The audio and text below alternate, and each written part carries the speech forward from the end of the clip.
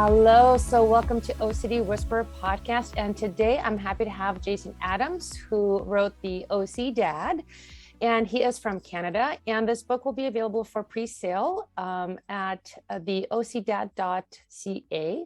So welcome to the show, Jason. Thank you. Fantastic to be here. Thank you for having me.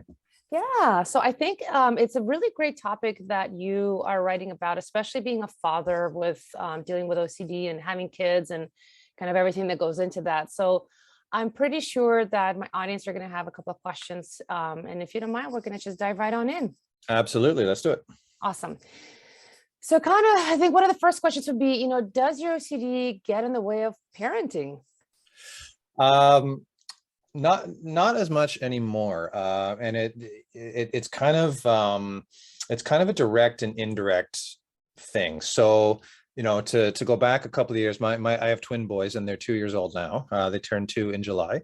So in July of 2019, for the first 3 months when they were born, OCD affected my life with them and my parenting a lot, to the point that my wife and I really sat down and had a good hard talk about, we can't continue exactly like this. These are symptoms. They seem to be coming out of nowhere. Now, of course, in retrospect, they didn't come out of nowhere. But, back then, we just knew something had to change. And what that looked like, one thing was it was making me very, very overprotective about seemingly normal things. One of the ones that I joke about quite often, my wife would get quite frustrated with me because when my boys were first born, I was struggling with intrusive thoughts about harm coming to them. Not for me. I'm fortunate in that sense. I didn't have any thoughts of me hurting them, but I would get intrusive thoughts about them falling, intrusive thoughts about them struggling in water.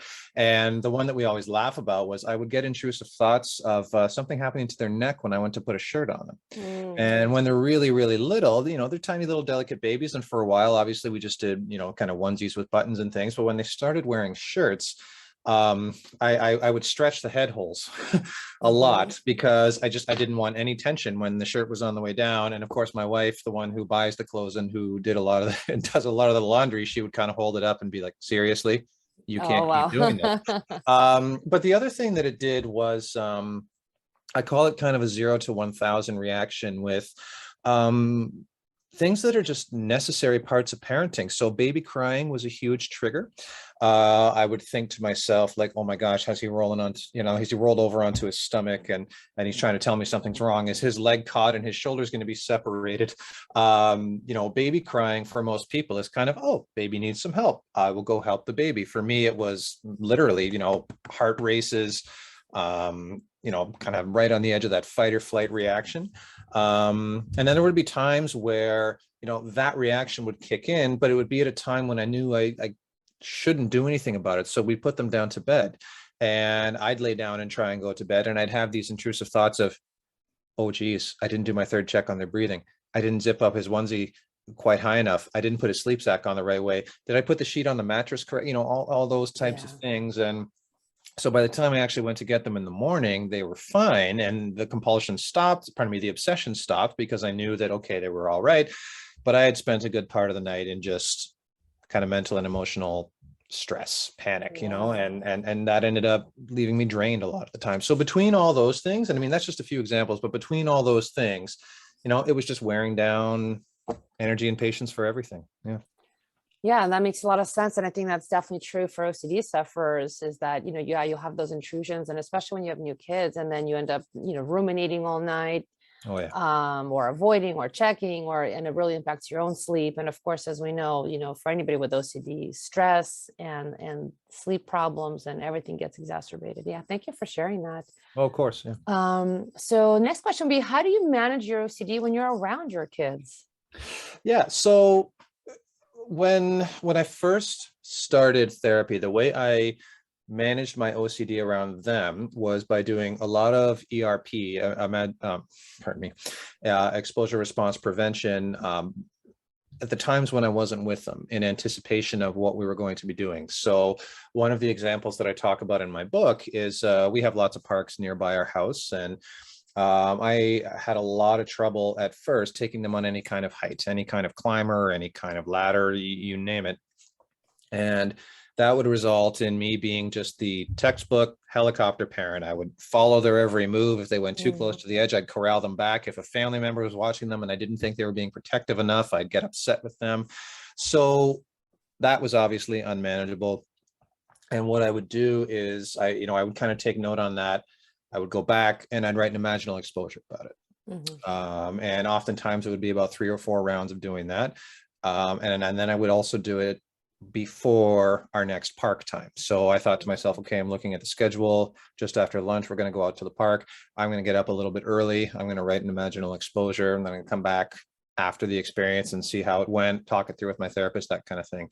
So that was one way. And then the other way really was, it was a combination of learning to articulate what's happening, and then also just articulate either a CBT exercise or kind of a response that I had been practicing. So one of the major triggers I had, it wasn't so much about my contamination, but diaper changes and their contamination was a huge one. So as any parent changing a diaper knows, every now and then they just sling their hand down there and they get poop or pee on their hands, and you take the wipe and you clean off their hand and they're okay. But again, when I was, an undiagnosed obsessive compulsive, it was just contamination, life-threatening illness, hepatitis A, you name it. So in those situations, what I learned to do was prepare a bit of a response. And this came from a CBT exercise in a book by Dr. Jonathan Abramowitz. But the phrase that I used to use right in the moment was, what do I remember about how my brain works? Right. And then that phrase would start me into, okay, what happened?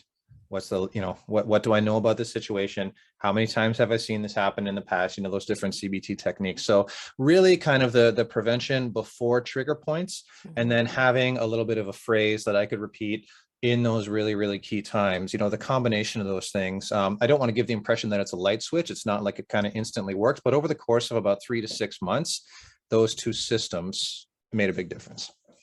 Yeah, so it sounds like definitely putting those things in practice, and then over time kind of developing that muscle. Yeah. So now would you say that, like, when you're with kids, if anxiety comes up or OCD triggers come up, you're able to basically access those tools much faster and easier and kind of recognize things more? Yes. 98% of the time. Oh, wow. I 98% of the time now I do well. And I don't want to say that it's 100% because it's not. And there are times where, I find myself having to be a little bit forgiving. I still find that there are times around heights. My little guys are very adventurous and they like to chase each other around. And sometimes they'll walk backwards at the edge of a climber or whatever else it might be. And I'm kind of going to, I'm keeping those thoughts down. But yes, I would say now I certainly recognize the physical sensations attached to it. And I also recognize the sort of instant highlight reel of the worst case scenarios. And I've learned to let those kind of pop up. Almost, if you picture kind of like a firework going up into the sky, it'll kind of explode, but I've learned to let it fizzle. And as it's fizzling, I've allowed myself to kind of analyze the other factors. So for example, if it's something around a height, I can factor in, what's the ground made of? How high is this actually? How close am I? Is this a well-made structure? All these things that I think would have happened quite intrinsically for other people. But I those things definitely now can take over. So I would say that, the OCD symptoms are more like kind of a distraction rather than a front and center focus. But they certainly were the front and center focus for many, many months. So isn't it incredible when you just don't know what you don't know, right? And then once you actually understand it and you can put the right strategies in place, that with time and practice, the brain starts to kind of recalibrate and you can learn all that. That's incredible. Absolutely. Well, so the last question I have is, how would you say your anxiety influences your kids' anxiety? Because I definitely know parents talk about that sometimes, of course, right? You have this component where kids get anxious, they can trigger your anxiety, but also inversely, right? Something comes up for you, and then, of course, because kids are sponges, so they're picking things up non-verbally. So how have you seen that interaction? Yeah, so and that was a big motivator to start therapy. It was a really big motivator. I looked at it as I need to manage this so that my kids don't have to manage it. And the way that I was seeing the way that I was seeing it manifest for them was a couple of ways. One was it was preventing some of that safe, adventurous play. So what I mean by that is, let's say, again, with my twins, that once they could both start walking, they love chasing each other around our main floor. And our main floor is kind of two long and narrow rooms with doors on both sides. So they love to do their laps. And that would be something where if I saw them cut too close to a corner, if I saw that there was something in the way on the floor, of course I would pick it up, but at the same time, it would make me want to just stop the play altogether, because I felt like I couldn't handle it. Or if one of them came too close to a corner, I would overreact. A rational reaction when you're teaching a kid about healthy risk would be, there's a corner there, watch when you're running, but you have a go and make sure that you figure out how to do that. But for me, it would be, we have to do something else. We have to do something else. And I found that there was a relationship between what I could tolerate and what I would let them do with their play. And that was a big one. The other way that I saw it manifest was in my emotional energy and patience in trigger situations. So we'd go to the park, spend a couple hours at the park. I'd have intrusive thoughts of contamination, falling from a height, and I would do my best to keep it in and to not let it affect their play. But then I'd get home mentally and emotionally exhausted. And so it's kind of an indirect effect of the anxiety, where maybe they're not picking up on me being overcautious about every little thing, but they're certainly picking up on the fact that dad is not as patient and warm and flexible for the rest of the day as he was before the park. Right. So there's really kind of both those things. And I really noticed that relationship between kind of my comfort zone and what I was willing to allow them to try. Heights are a big trigger for me. I struggled with what's called suicidal OCD for quite a while, where and I always, it's funny when I tell friends and family about that, they're going, "You wanted to kill yourself?" No, I didn't want to commit suicide. I was terrified that because I could picture it, that meant I wanted to. Right. And I mentioned that one because I didn't know that was a thing for a really long time. And it wasn't until I had a really good therapy group, that I found out that was actually a thing and worked through it. So with heights being a really big trigger, anything to do with the height around my boys was really, really difficult. And it would keep me from, enjoying even just being on a high balcony with them and enjoying a view of a lake, something like that. So all those things would kind of factor in. And what I really had to come around to was, if one of my boys wants to be a rock climber, I'm going to I'm going to facilitate and encourage and help him become a rock climber. And that doesn't mean I have to be able to climb to the top of a mountain, but that does mean that I have to be able to manage these reactions in such a way that, he doesn't look down at me and think that I'm terrified, because, again, there's that obvious connection between, like, if mom and dad give me the look that everything is okay, I'm going to feel like everything's okay. That's right. Yeah. Right. And I would say that, in the earliest infant stages, my biggest worry was, I had read and been told babies are little sponges. They pick up on your cues. They pick up on your heart rate, your body temperature, all these kinds of things. And my biggest worry in those stages was all those little things that I was like, oh gosh, am I projecting this? Am I coming across as anxious? I hope I'm not. I would smile, but kind of make it like a forced smile, all those kinds of things. So I was trying to be really cautious about all that. But, those are the ways that it really affected them the most. And, as I said, that was a really big motivator for getting those imaginal exposures in, going to a really good group, trying some CBT with the therapist that I was working with. All those things kind of came up once I really started taking a deeper look. Yeah, well, thank you so much for sharing that and just being really honest and vulnerable and open about it. I definitely know it's always so helpful, kind of when you talk to other folks who have gone through this, kind of being amongst your own people, and your tribe, if you will, and just understanding that it's not good or bad. It's just understanding kind of what is actually happening and how to address it, and then now it sounds like knowing, like, okay, here's how I can adjust. And a lot of it, right, it is actually, as a parent, you already naturally have anxiety anyway and worry for your children, right? And then you have OCD on top of it. It's another extra layer. Yeah, and I think that learning the difference and between your natural parental cues, and those are different for everybody, right? Everybody's parental instincts. I think we all have some of the same instincts, obviously, in terms of basic care and survival. But when it comes to the way we think, what we believe, what we want kids to be exposed to, all those types of things, those things are different. And one thing that I really noticed about my OCD at that time was it made it really hard for me to tell the difference.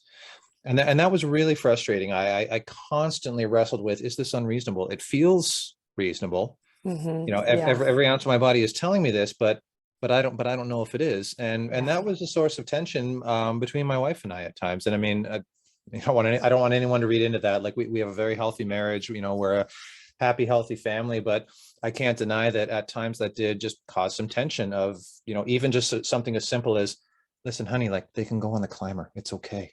Yeah. And I'm kind of going, oh, but don't you understand, like, this kind of Yeah. thing. And that just took some conversations. And you mentioned kind of the conversations and the vulnerability, but I do want to make it clear for anybody else who feels like they're in that situation. One of the reasons that I wrote this book, because I mean, I'm not a trained psychologist, and I would never pretend to be, or a trained therapist, but I did notice very early on that there's a lot of information out there about OCD. There's quite a bit of information out there about parenting, but how to parent when you're someone with OCD, yeah, it seemed to be a gap. And I think, I remember searching and searching, trying to find things and thinking, I can't be the only one in this situation. There is no way that I'm the first parent to have struggled with OCD or any other mental health struggle for that matter. So, in terms of the kind of the vulnerability and putting the conversation out there, I'm just really appreciative that people can hear it. And I think it's really important, especially for dads, but not just for dads, to admit that, there are struggles that come with it. You have this vision of parenting being, kind of an idyllic, kind of just ongoing emotional high. And then of course, I imagine all the new parents out there are laughing out loud at me right now as I say that, but you realize that it can be exhausting, and you realize that it can bring up struggles for you that may not have presented the same way before. And I think it's so important for people to know that there are steps. It doesn't make you a risk to your family if you start going to therapy to work on your mental health. It doesn't make you a bad parent to say that because of what's going on here, I am struggling. And the other thing that I would really like people to know is that there are practical steps. And in my book, I've tried to share the practical CBT exercises that worked for me. I didn't write them. With permission, I've shared them so that people know what I did. And it's kind of a take what you like and scrap what you don't like type of approach. But I do just also share some of my personal story in more detail so that people see it's something that can affect anybody, but just also that with consistent work and consistent practical steps, that there are good outcomes out there that are possible. So that's awesome. I think that's a great message for folks to hear. Please tell us, how can people find you? And if they want to, pre-purchase the book, where can they do that? Sure. Thank you. So a couple of different ways. So my website is www.theocdad.ca. So THEOCDAD.ca. There's a contact form on there. If anyone wants to reach out to me for any kind of conversation. The book is currently available for pre-sale on some book retailers. I've got those buttons listed right on the main page of the website. So if you just scroll down, you'll see them. Within the next couple of weeks, it's going to be available for full sale through Amazon, through Chapters up here in Canada, through Barnes and Noble down in the United States. And it will also be available internationally. It's in hard copy and ebook. And my big priority with that is just get the conversation out there, get the information out there to the folks who need it. So the website, www.theocdad.ca, is best. There are links to where you can buy the book. Any problems with that, there's a contact page. And again, I welcome any conversations, whether it's just comments, whether it's questions about buying the book or further conversations. And then the other thing is that I do have a resource section on there of the different organizations and books that worked really well for me. It's not a comprehensive list of every resource on the internet, but it is a good start. So hopefully you'll find something useful there. That's awesome. Thank you so much. I think that's great work. Congratulations on your book, and thanks for coming on the show. Thank you so much for having me. I really appreciate it.